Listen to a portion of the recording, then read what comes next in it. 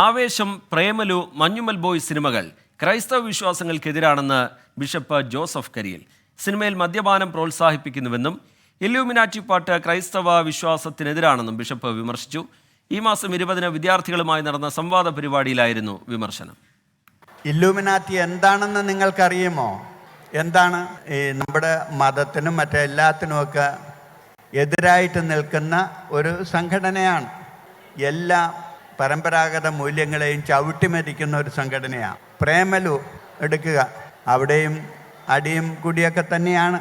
നിങ്ങൾ നല്ല പോലെ ശ്രദ്ധിച്ചത് നോക്കിയാൽ മനസ്സിലാകും.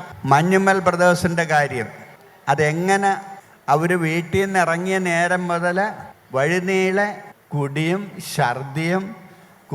ഛർദിയും മാത്രമാണ്. എബിൻ ജോസ് ചേരുന്നുണ്ട് വിവരങ്ങളുമായി കൊച്ചിയിൽ നിന്ന്. എബിൻ, സമീപകാലത്ത് ഇറങ്ങിയ ചില ചിത്രങ്ങൾ, വലിയ ഹിറ്റായി മാറിയ ചിത്രങ്ങൾ, അതിനെ ബിഷപ്പ് ജോസഫ് കരിയിൽ നോക്കിക്കാണുന്നത് എങ്ങനെയാണ്? ശ്രീജിത്ത്, ലത്തീൻ കത്തോലിക്ക സഭ കൊച്ചിൻ രൂപതയുടെ നേതൃത്വത്തിൽ വിദ്യാർത്ഥികളുമായി നടന്ന സംവാദ പരിപാടിയിലാണ് ഇത്തരമൊരു വിമർശനം ഉന്നയിച്ചത്.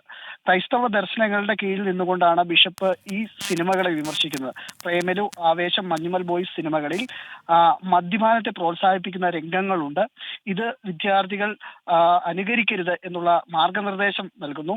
അതോടൊപ്പം തന്നെ ഈ അടുത്ത് ഹിറ്റായ ആവേശം സിനിമയിലെ ഇലുമിനാറ്റി പാട്ടിനെ കുറിച്ചുമുള്ള വിമർശനം പറയുന്നുണ്ട്. ഇലുമിനാറ്റി എന്ന് പറഞ്ഞു കഴിഞ്ഞാൽ അത് ക്രൈസ്തവ ദർശനങ്ങൾക്ക് ചേർന്നതല്ല, അത് ക്രൈസ്തവ ദർശനങ്ങളെ തള്ളിപ്പറയുന്ന ഒരു രീതിയാണ്. അതിൽ പുറകെ പോകരുതെന്നുള്ള വിമർശനം ഈ ബിഷപ്പ് വിദ്യാർത്ഥികളോട് പങ്കുവെക്കുന്നുണ്ട്.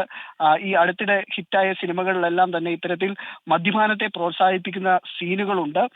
ഈ രീതിയിലല്ല ക്രൈസ്തവ വിദ്യാർത്ഥികൾ വളരണ്ടേ എന്നുള്ള ആഹ്വാനമാണ് ബിഷപ്പ് നൽകുന്നത്. സാധാരണയായി ഇത്തരത്തിൽ ക്യാമ്പുകൾ നടക്കുമ്പോൾ ഈ സിനിമകളെ സംബന്ധിച്ചുള്ള വിമർശനങ്ങൾ വൈദികരും അതുപോലെ തന്നെ ബിഷപ്പുമാരും ഉന്നയിക്കുന്നുണ്ട്. ആ രീതിയിലാണ് ഈ സിനിമകൾക്കെതിരെയുള്ള വിമർശനവും ബിഷപ്പിന്റെ ഭാഗത്തുനിന്നുണ്ടായിട്ടുള്ളത്.